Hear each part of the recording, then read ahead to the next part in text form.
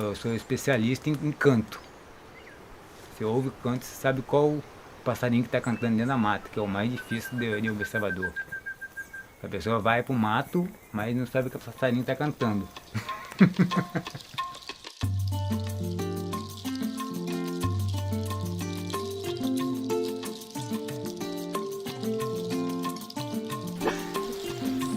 Lá, chegamos aqui no Eco Sítio Paraty, minha propriedade, meu coração está aqui dentro. Aqui lá embaixo você vai ver o mar é a ilha do Cedro, a ilha do Pelado e a ilha do Breu, as três ilhas.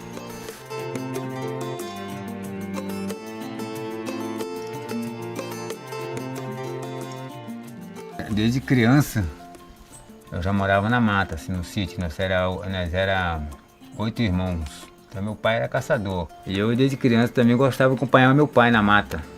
Para ter uma vida assim sozinho no meio do mato, tem que ser muito guerreiro, muito forte. Né? Porque é um exército de homem só.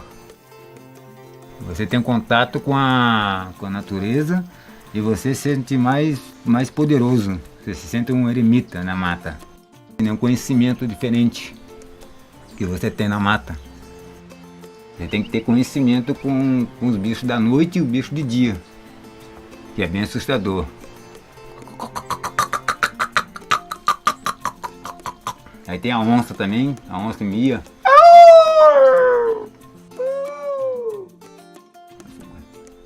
Mas só como eu sou uma pessoa experiente e vivo na mata, eu sou mateiro, eu sei que é um bicho que está gritando.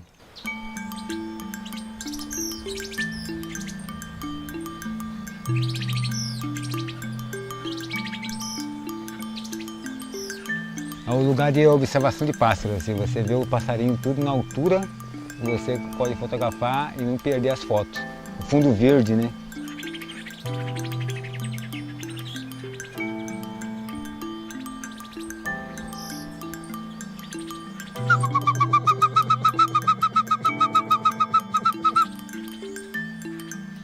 Esse é o apelido dele, é o cutapado, é o tuim também, o nome dele, agora mudou pro periquitinho de cauda de rabo azul. Ele é um periquitinho menor da Mata Atlântica, bem pequenininho.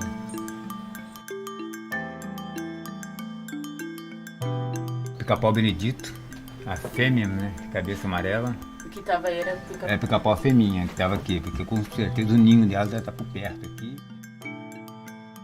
Na roça, você está andando, você tem que estar olhando, dando carinho, olhando, cuidando, botando uma terrinha ali, um esterco, porque o olhar seu que é o seu poder.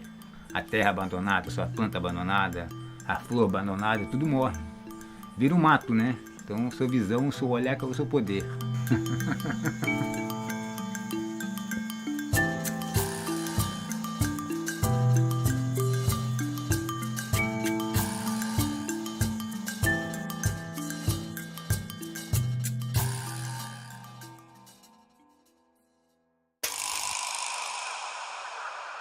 Ministério do Turismo e a Associação Casa Azul apresentam 19ª Flip, Festa Literária Internacional de Paraty. O projeto se beneficia da Lei Federal de Incentivo à Cultura, Vale Mais Cultura. Tem patrocínio oficial do Itaú e Instituto Cultural Vale. Realização: Associação Casa Azul, Secretaria Especial da Cultura, Ministério do Turismo, Pátria Amada Brasil, Governo Federal.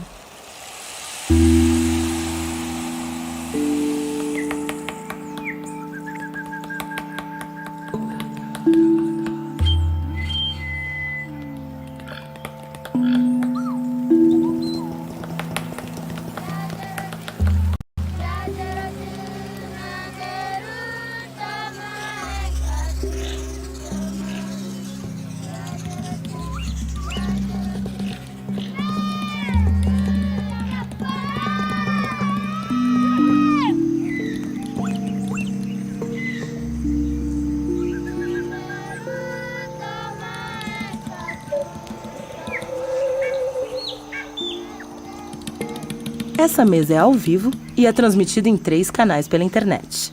Áudio original, português e inglês. Selecione abaixo a opção de sua preferência. Perguntas aos autores podem ser enviadas durante toda a transmissão por meio da caixa de comentários do YouTube. Ao final do encontro, algumas delas serão feitas aos convidados. Boa Flip!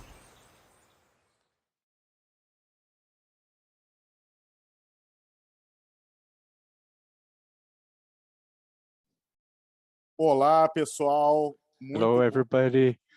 Good evening. I want to begin by greeting the audience and the organizers of the 19th Flip. Everyone, one and all, you're all welcome. It's a huge pleasure to be here chairing this roundtable in the Paraty International Literary Festival. My name is Ronaldo Lemos. I'm an attorney. I'm a professor and I'm a specialist in technology. I teach at the University of Columbia in New York City and also at Tsinghua University in Beijing in China. It's a huge pleasure to be here with both our guest speakers, whom I greatly admire. I want to begin by introducing our first guest speaker, K Allado-McDowell. K is writers, distinguished authors with T3, the book Pharmaco AI, creating the most part artists with Google AI, and teachers and consultants to different entities and institutions which seek to align their line of work with deeper translations of human understanding. Kendrick, thank you very much. It's an honor to receive Kay here. Thank you so much, Ronaldo, and thank you, Giselle. It is my honor to be invited to speak with you today. Thank you so much. Should I do some introduction now, or? Eu vou apresentar a Gisele e na sequência falamos. I'm going to introduce Giselle after which we'll speak to Kay again. So introducing our second guest, who is Giselle Beiguelman, a friend whom I've known for a long time, who is an artist and theoretician of digital media, who develops currently called the tyrannical botany, which catalogs racism, misogyny, and other prejudices revealed by the names that Western science created for plant species. These plants are summarized and synthesized with artificial intelligence, challenging the prejudices, anthropocentric prejudices in her work. Giselle is a professor at the School of Architecture and Urban Planning at the University of São Paulo and author of Image Policies, Surveillance and Resistance in the Data Sphere, a book published by Ubu Publishing House in 2021, amongst other works by Giselle. Giselle's artistic works are part of collections in several different museums, including ZKM, the Jewish Museum of Berlin, and the São Paulo Pinacothek. Giselle, welcome. It's a huge pleasure to talk with Professor Beiguelman here at FLIP. It's a huge pleasure to be here with you. It's an incredible joy to share these reflections with people that I admire so much, and as Ronaldo, a friend, a sweet life friend. So it's a huge pleasure, Kay and Ronaldo, to be together in this evening here at FLIP. Amazing. Before I turn the floor over to Kendrick, I wish to make a brief provocation to you too. The theme of FLIP this year, for the festival this year, is the word Nyeri, which is an expression of the Guarani indigenous people, which means where the souls bathe in the forest, referring to our Atlantic forest here in Brazil.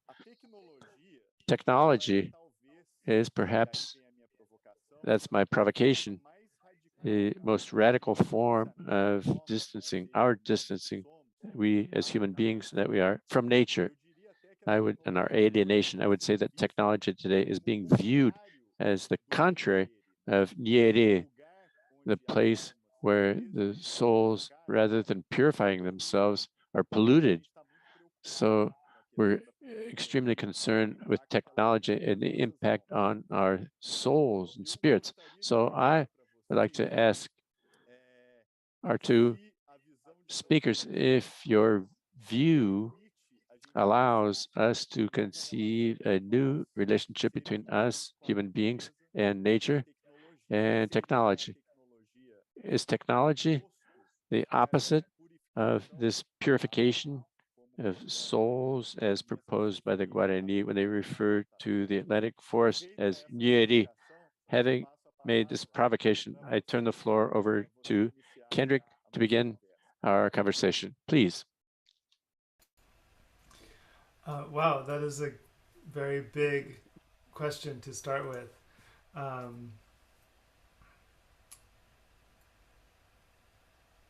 think for me, as someone who has spent many decades working with technology, and who also can understand the ways that it is corrupting and the ways that nature is healing and very much the antidote to the corruptions of technology, I have really no choice but to work with the tools that I have been working with, technological tools, in order to, at the very least, iterate towards a better relationship with technology.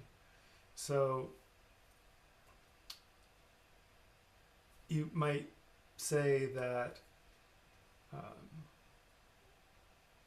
the relationship that we've had with technology has been very naive, in the sense that we have, and when I mean the people that are making technology and the people in the industrialized world whose lives are heavily conditioned by it, naive in the sense that we don't think about it much and that we accept the frames of reference that we've been given for it. So at the very least, we can try to reframe the technology that we have and bring to the surface the relationship that we have with it, so it is not subconscious or naive. And that is happening through the toxification of the environment. We're seeing the ways that the technology is failing to deliver utopia, it's failing to deliver progress, or it's delivering progress on the one hand and taking away progress and health on the other.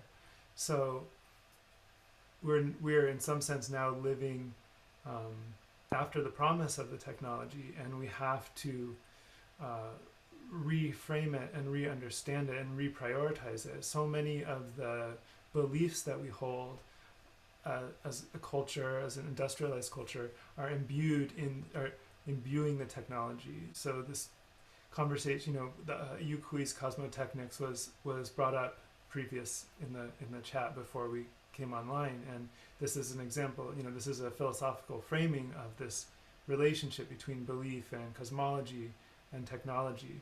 So for me, the reinscription of belief or different ways of being into our technological production is the best way to, well, maybe it's not the best, but it's the place, it's the root from which all of the technological problems, in my opinion, stem, is that our technology is inscribing beliefs that are wrong about the world, and specifically with our relationship to nature.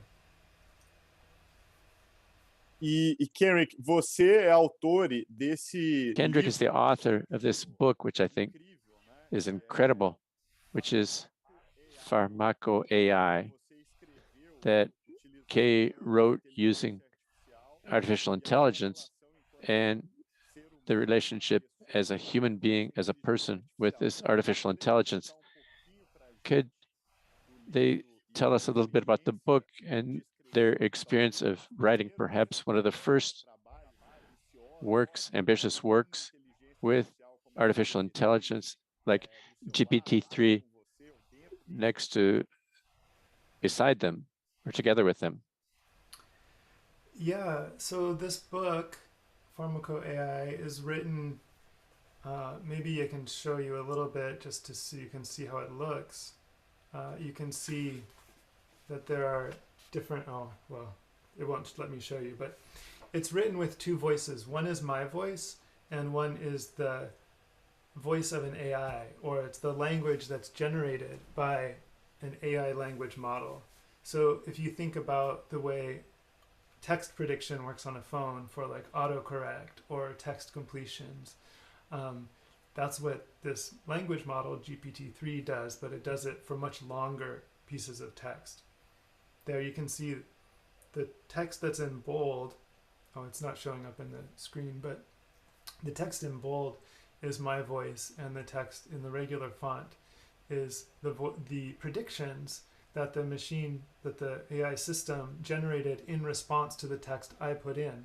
So the text itself is a kind of back and forth, but the voices merge into poems, they merge into essays, they merge into stories, into some kind of things that feel almost like accounts of visionary experiences. And I was very strict about the process. Once the text was on the page, I would not change it. And so it's a sort of real-time recording of a conversation that turns into different forms of writing. And the subject matter has a lot to do with not just AI and language and the relationship of reading, writing, and statistical systems or prediction systems or AI, but it also talks quite a bit, because of my own personal interest, in plant intelligence and in the ways that we create meaning between humans and animals and plants and ecosystems. And it's working toward a notion of identity that is not alienated and individualistic, but is actually part of a larger ecological semiosis. And the proposition is that if we think about the basic elements of consciousness and identity and semiosis and the making of meaning through an ecological lens, we may be able to bring technology into that frame rather than focusing on technology and using it to dominate nature and extract from the environment. E você mesmo, na introdução, né, ao livro, And they, in the introduction to the book, say that this process of creation of the book appears like a pruning of plants, pruning in English. I also saw Eric Davis, I think, that is a common friend of all of us here, also talking about this, about the comparison between taking something that grows naturally, in this case, the interaction based on artificial intelligence, and simply pruning to give direction for the text to take shape in the final product, which is their book. So what was this process of pruning? How was that like? Called poda in Portuguese, or pruning in English. So the way it worked on a very practical level is I would type in a prompt, and it could be one sentence, it could be several hundred words, 1,000 words, and then press a button, and more text would appear following, just like autocomplete on a phone. And the text, I would read it, and if I felt what it was saying was true and it was moving in the direction I wanted the text to move, I would keep it. And if it was false or I disagreed with it, it was uninteresting, it wasn't going where I wanted, I would cut it and then, regrow that section. So that was the practical process.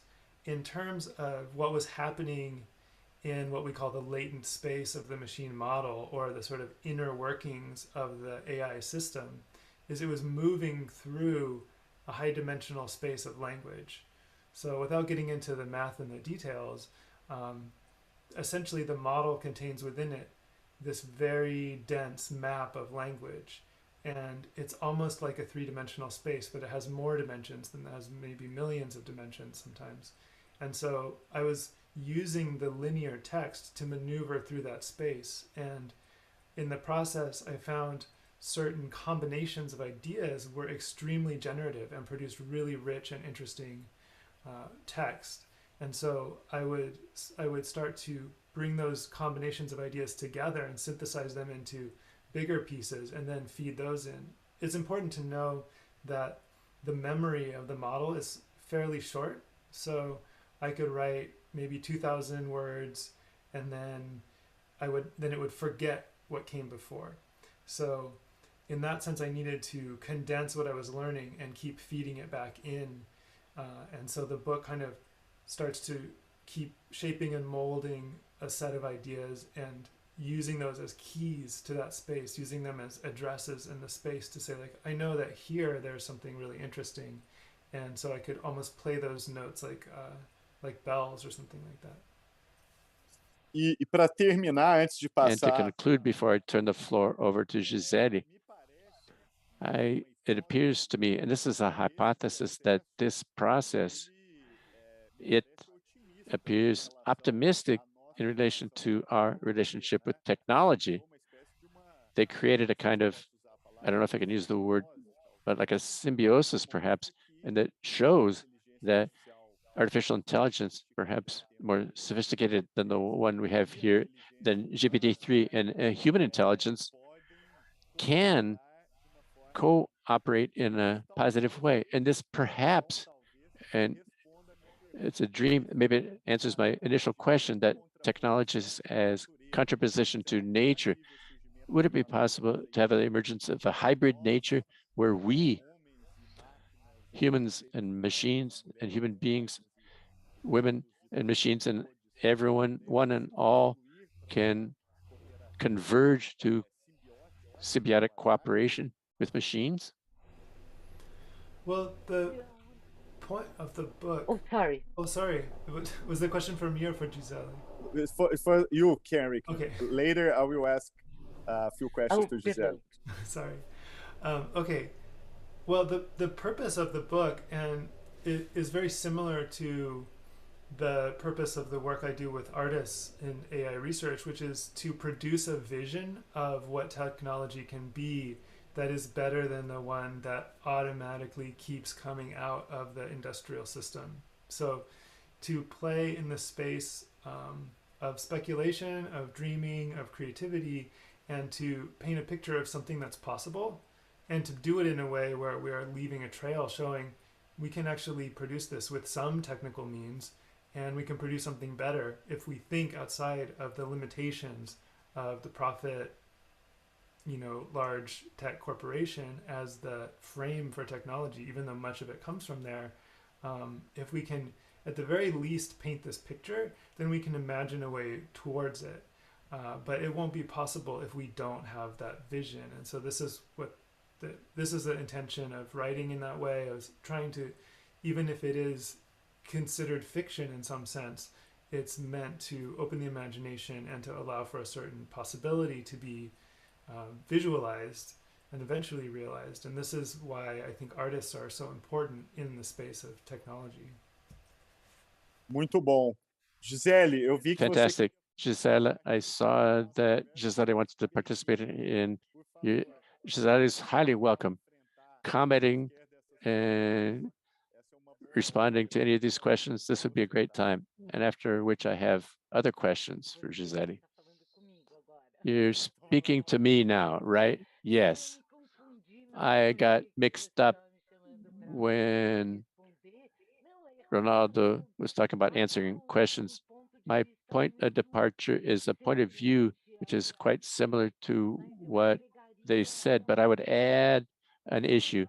We talk about nature based on a very Western historicity, which created this idea of nature as a counterpoint and almost a antagonism vis-a-vis culture, as if you had a field which is given by some atavic force and not processed by the purported superior being, i.e.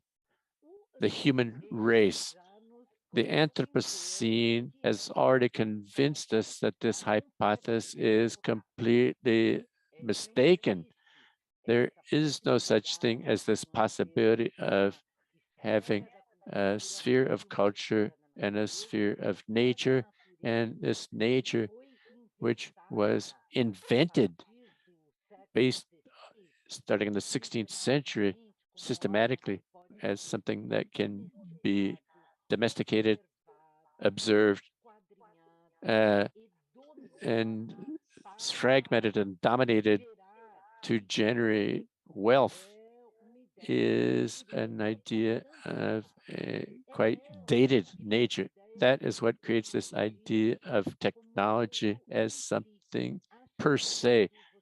I think that when you bring the discussion of technology, it brings with it at the basis a premise that, or assumption that this compartmentalization does not exist and that it is the stitching or somewhat in the climate of our discussion, it's the cultivation of this forest which can save us from this garden of rules which humankind invented for itself.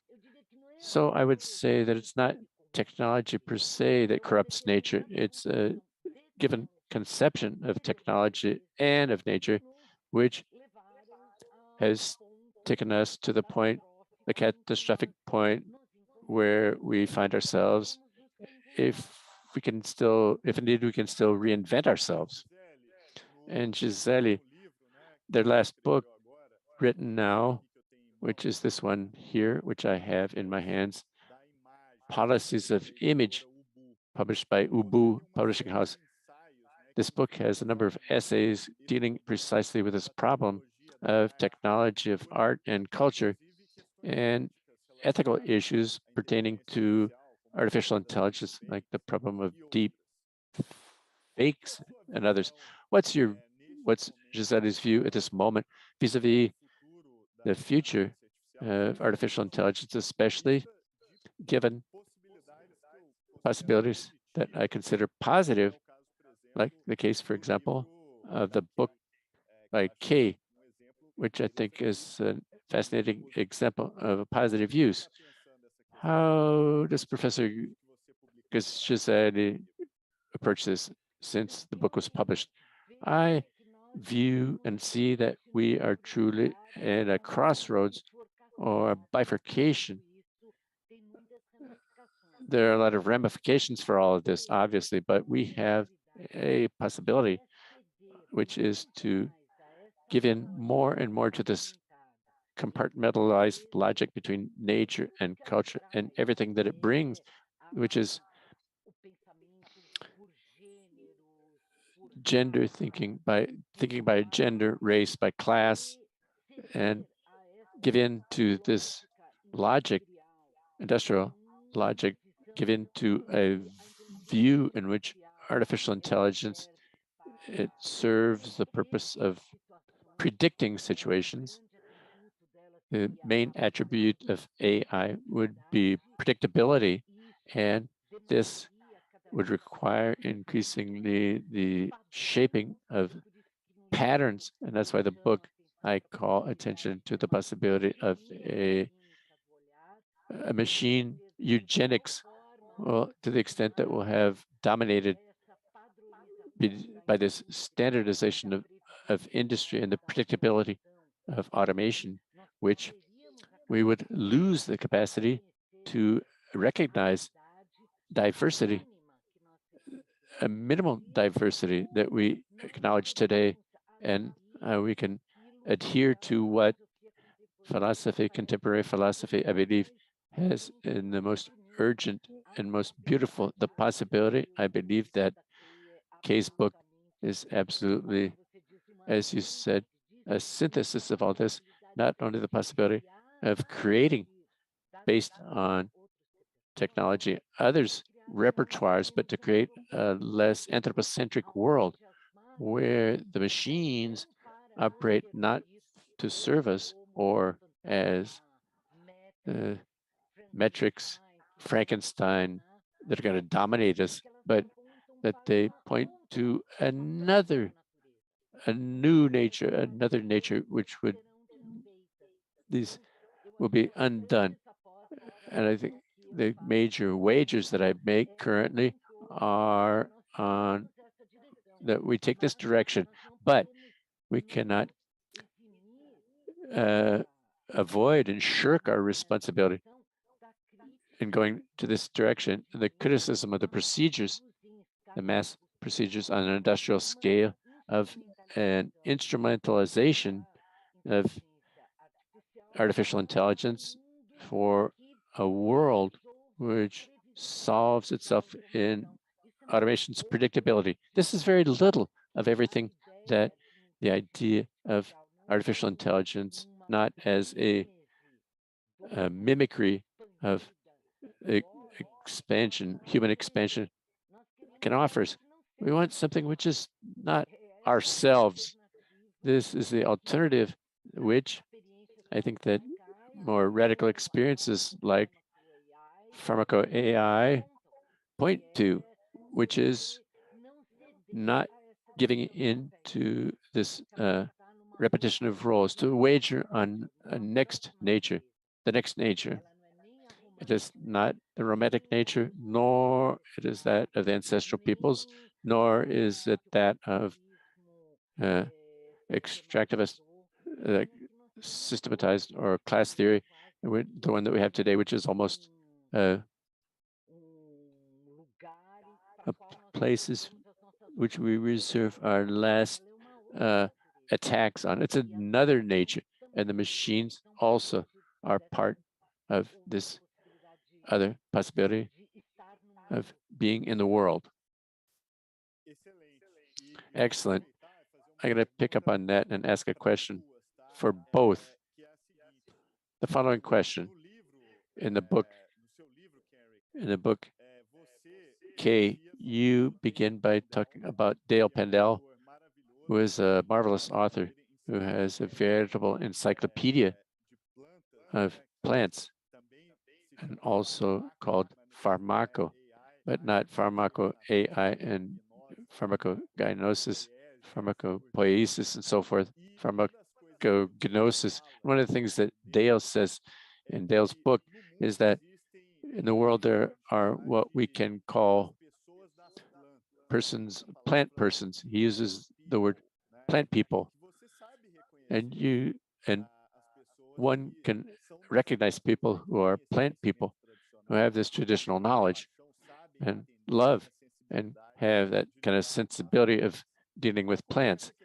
The conversation that we're having today, I believe that AI has the possibility of being a new nature. Will there exist, in addition to plant people, also the AI people, people who look at artificial intelligence and you already look at the person and say, that's an AI person, just like there are plant people. You have the AI people who are accustomed to this environment as well. What do our two friends think? Beginning with you, Kay. Well, I thought you were going to ask a different question, which is, will there be plant AIs? I think to some extent, though, to your first question, or to your question, there are somewhat AI people. Just by working with this, you start to understand it in a certain way. You start to think with some of the concepts. Maybe they can recognize each other. I don't know if it's the same as with plant people.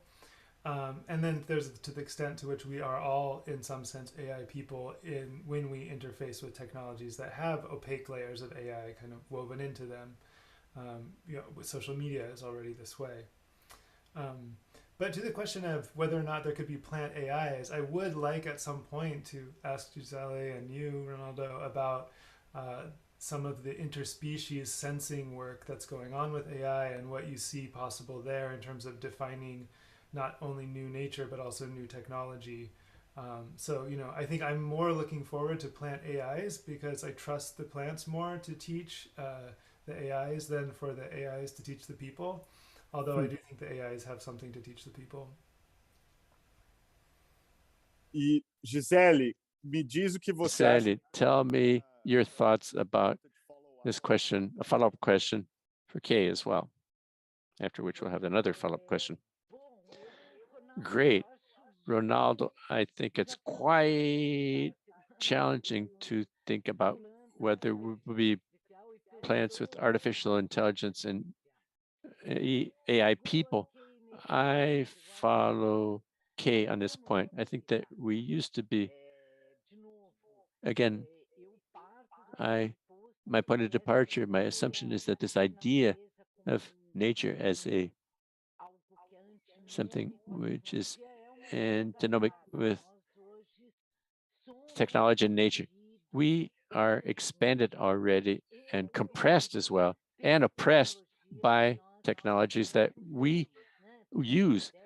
That idea of cyborgs is something silvery, like silver-plated cyborgs. It's outdated, but our interfaces with the world are systematically mediated in this sense. We are no longer idealized natural beings. Yes, I believe that we have a lot to learn from the plants and from animals and from minerals with the planet as a whole. And I conclude my book by saying the need to think of another ecosystem which is mediatic and environmental, because all of our media world has deeply impacted, and COVID-19 took this to the extreme, the environment as a whole. So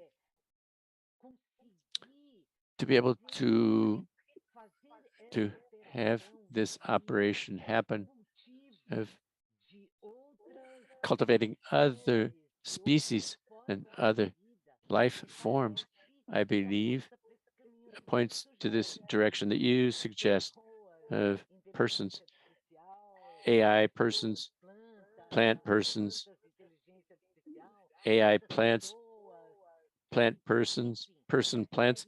In other words, this would be the most creative hypothesis of the discussion if we do not submerge in a world governed, ruled by TikTok and metaverse. In other words, it would be the worst of all situations where it's not that far from the world we're living in, we're talking about a place, a critical place, which is very special. And I also follow Kay when Kay says that art is a place for creating this space of tension amongst all these categories. And speaking of which, what does tyrannical botany have to say about that? Okay, this word tyrannical botany is possessing me. I've been virtually 8 months immersed in this world, and paradoxically, I came to botany via artificial intelligence. All the criticism that appears in imaging politics about this possibility of machine eugenics, the view took me and led me towards the attempting to understand where this normatized world, where did it come from? How did this normatized world appear?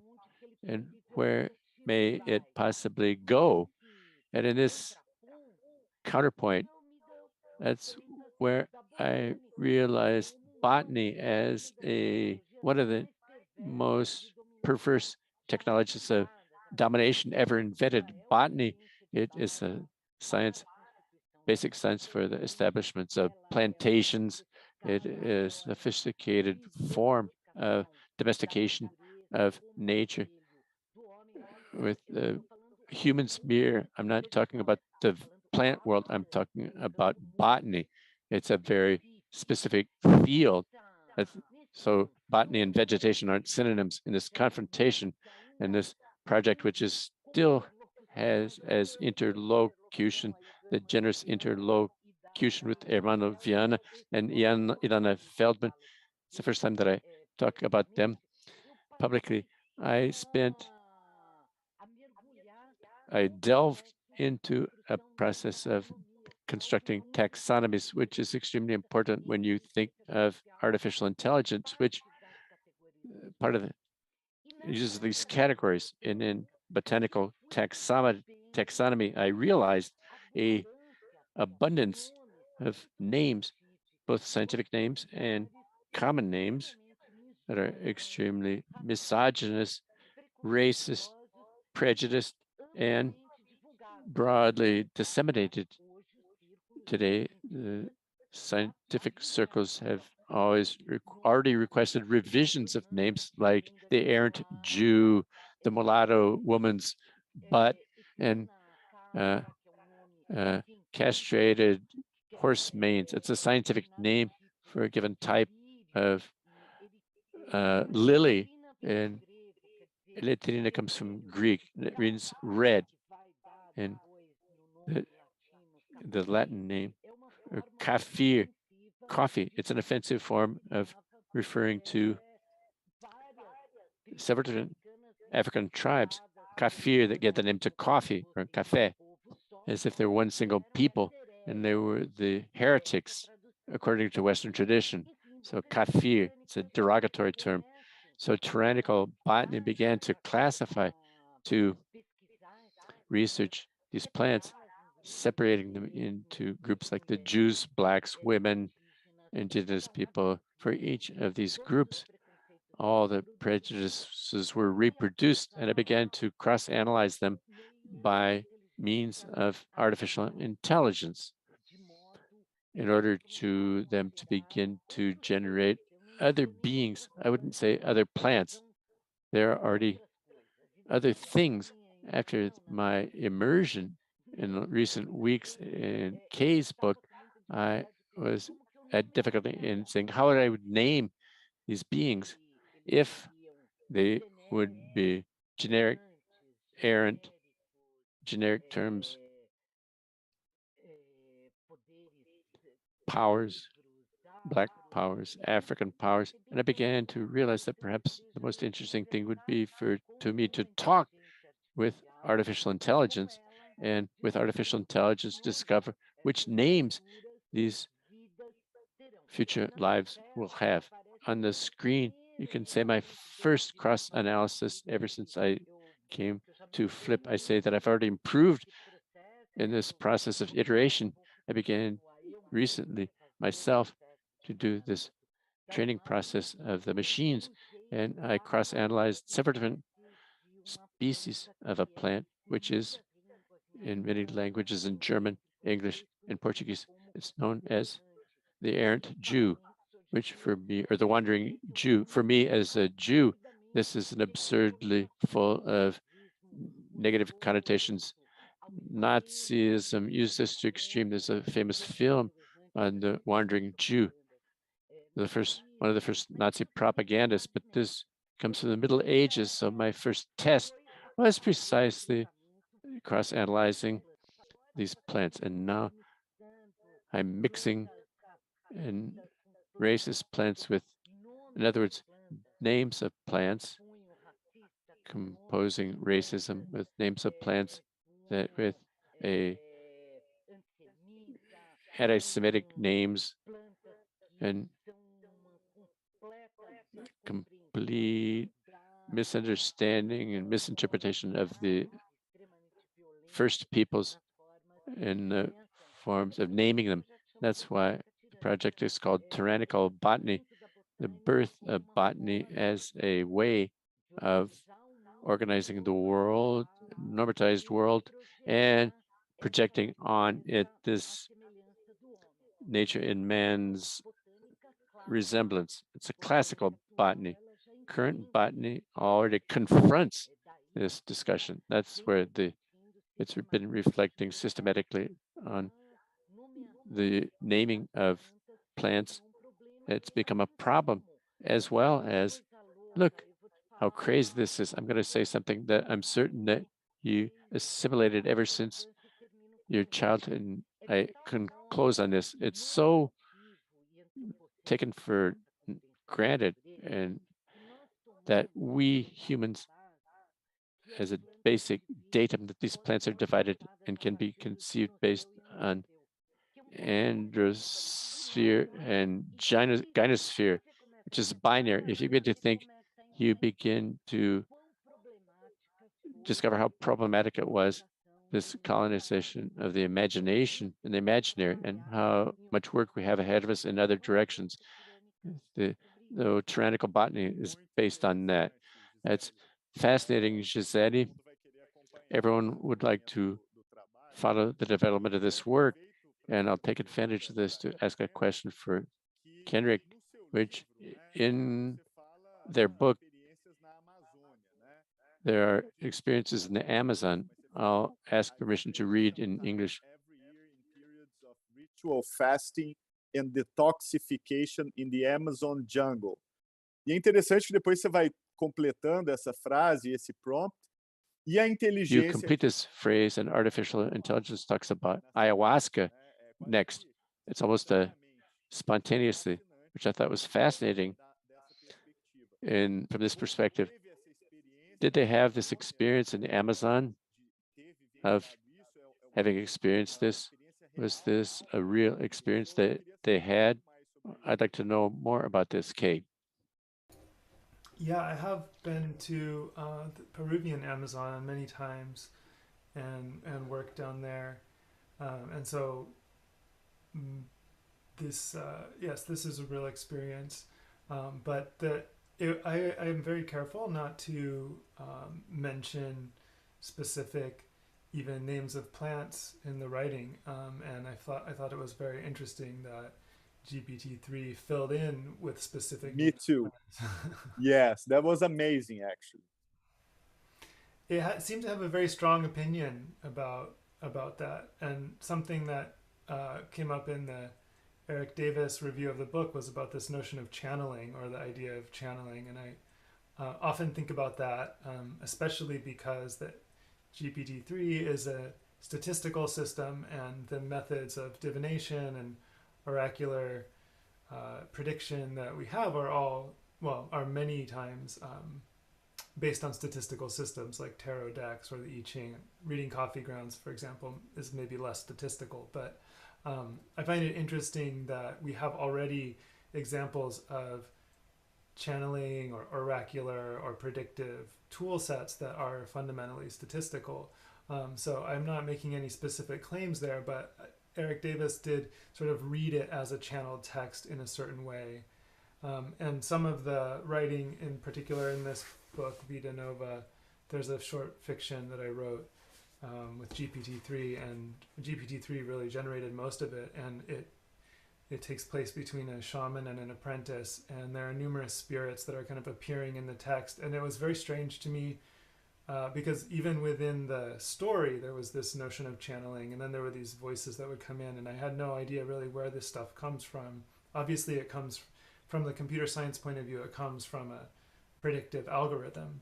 But when you start to read it through the personal meaning of your own experiences, especially as a writer, it gets very strange, and it seems to almost speak to the subconscious, you know. So bringing out the specific names of things, or bringing out symbols that maybe I wasn't aware of, but that were actually potent descriptions of what I was talking about that resonated with me. These things were happening a lot. Eu fiquei muito impressionado nesse momento. I was very impressed. I had chills and goosebumps when I read this part. And it's interesting. I am part of the Council for Supervision of Safe Books, which is the oversight board of Facebook. And we're deciding now on a case concerning ayahuasca, where Facebook, it knocked down a content on ayahuasca, and the case came to the oversight board. I can't say what the ruling is going to be or the decision, but this demonstrates as well the importance of this relationship between technology and nature, and amongst other things with regard to mediation, a weighting of content or weighing of content in social networks. So I was extremely impressed when I saw their experience. And another question, which I would like to ask them as well, also for Giselle, in a certain moment of this book, Giselle says that you were transformed, or Giselle was transformed in something like GPT-3. They began to understand the logic. They began to understand the way that GPT-3 uses the rhetoric, as if understanding perhaps the personality of AI, and this understanding ended up shaping the way that they think. So I asked them, do they think that our use of our tools can end up shaping us in the way that we think? And the question is for Giselle as an artist as well. The first question was for Kay. For both this relationship, it is a two-way transformation, us of technology and technology of us. Yeah, I think that this is true. And when we say us, we have to be specific and say that as an individual writer, I felt I was being transformed. But the technology itself is being much larger scale than any one individual, right? But this is why this is why it's called pharmaco AI, because in some sense, the pharmacon or the pharmaca, the poison that is also the cure and the scapegoat, is drawing from Pendel and from discourses about psychoactive plants, we can call them poisons, but also things that transform us. And so this notion of a tool that can change you is very potent, because if the tool changes you in the service of some other entity that wants to exploit you, then this is a poison. But if the tool changes you in a way that can bring healing or expansion of your consciousness or greater liberty or fairness or anything that you consider good, then we can say that this is a cure. So I was very interested in this notion of tools changing our consciousness, in part because there's this archaeological evidence that this has been the case throughout human history, but also because how we create the tools determines how they change us. And so the idea of creating, one of the objectives of the book, Pharmaco AI, is to create an entheogenic poetics of AI for the Anthropocene, meaning how can we describe and think about and create AI in the Anthropocene context in a way that is entheogenic, meaning that it brings out the divine within rather than something else.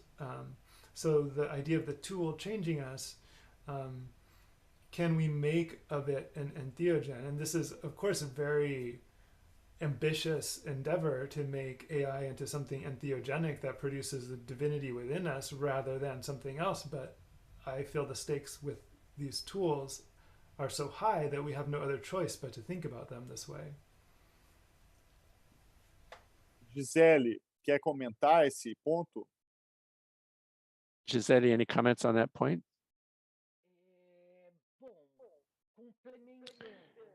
Complementing, to not repeat, I believe that it's ambivalent, this, even on the more daily and quotidian level, they're used by all of these processes of extraction, data extraction, which are already defined. For example, the emergent data colonialism.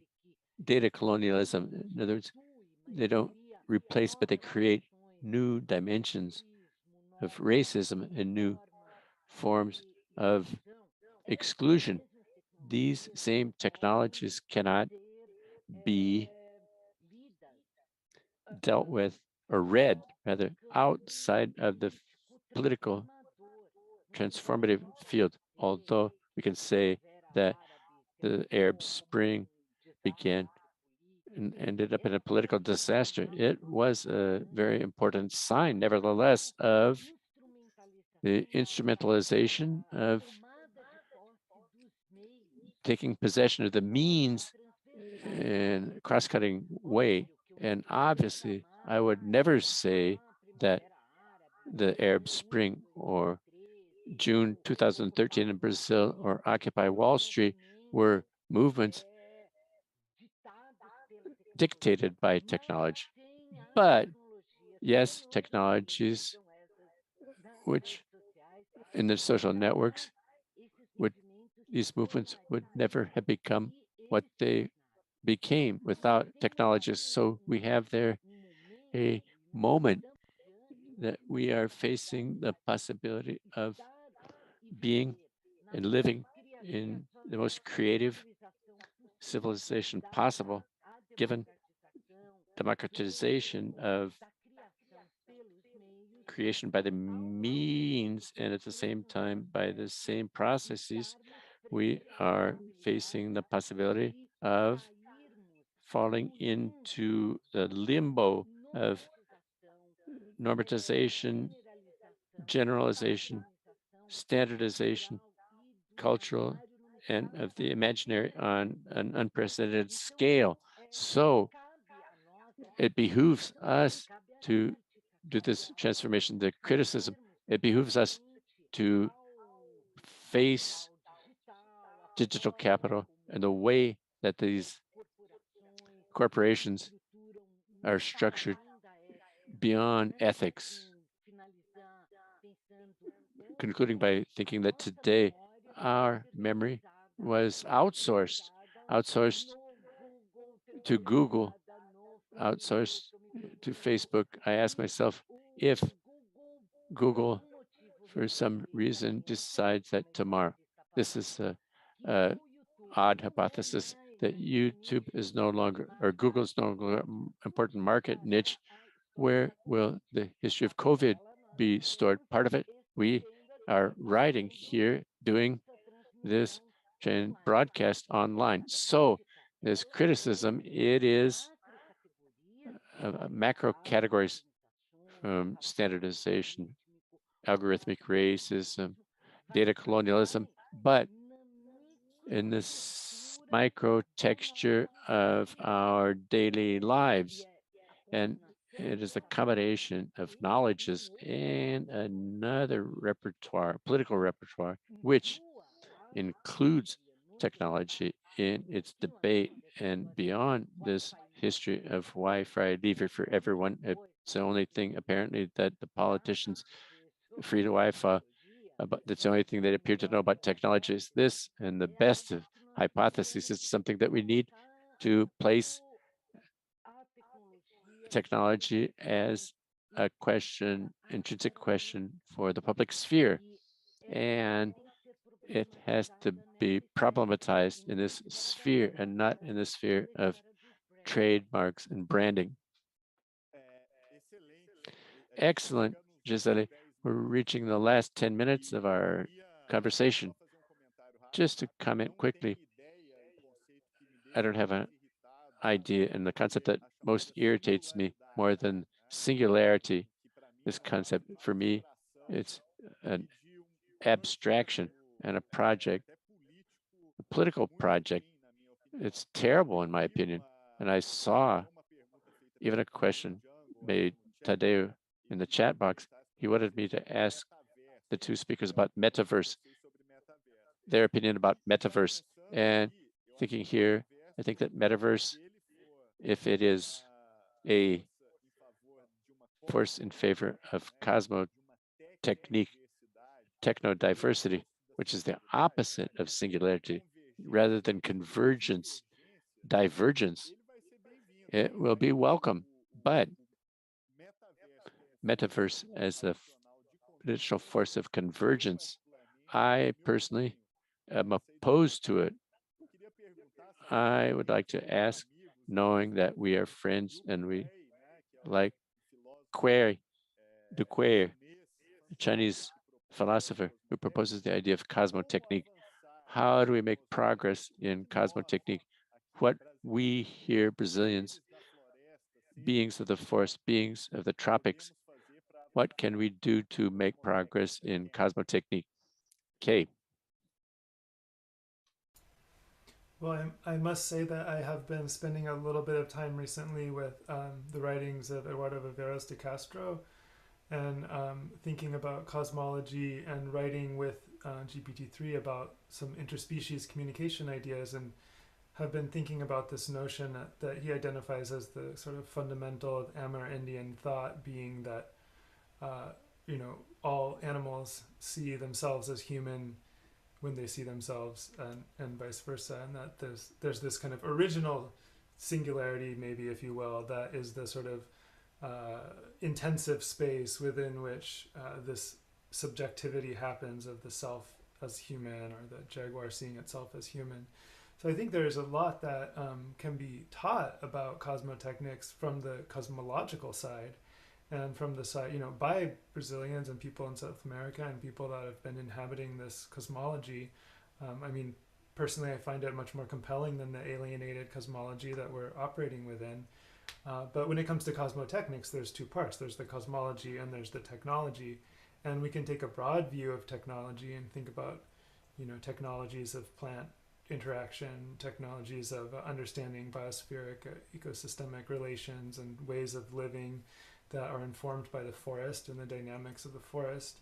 And I think, I guess, what does that have to say about digital technology? It may be more of a mindset, or it may be a way of thinking about digital technologies. But one place where I do see some opportunity is in Web3 and crypto, in that there is more possibility for diversification and divergence, and that it's almost incentivized to diverge rather than converge in certain aspects. Personally, very interested in understanding how those technologies with AI, trying to understand the biosphere, how those might work together.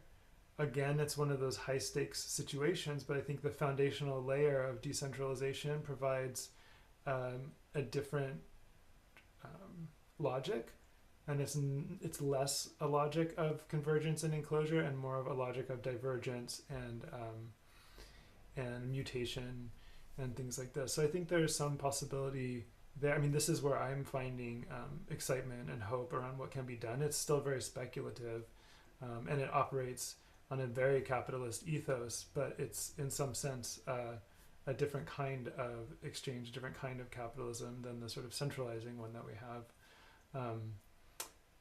So, you know, I guess, I mean, I'm personally more interested in understanding what Brazilians have to say about cosmotechnics than trying to tell them what they might be able to do, because I think that the things I'm interested in, like interspecies communication with AI, understanding the ecosystem, are already better understood in the Amerindian cosmology than in the one that I'm coming up from inside of as an American, North American. Excelente, Kenrick. E o Eduardo Viveiro. Excellent.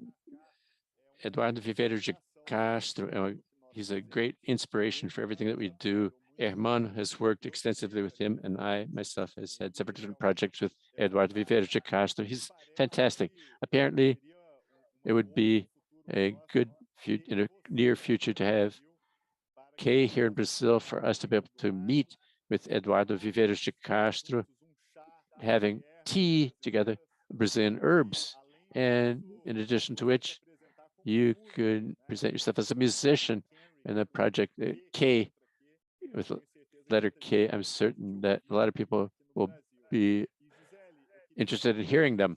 Giselle, I'd like to ask Giselle to say a few words by way of drawing to a close with tyrannical botany, to know how we can follow this project, and comments on this last discussion that we had with Kendrick.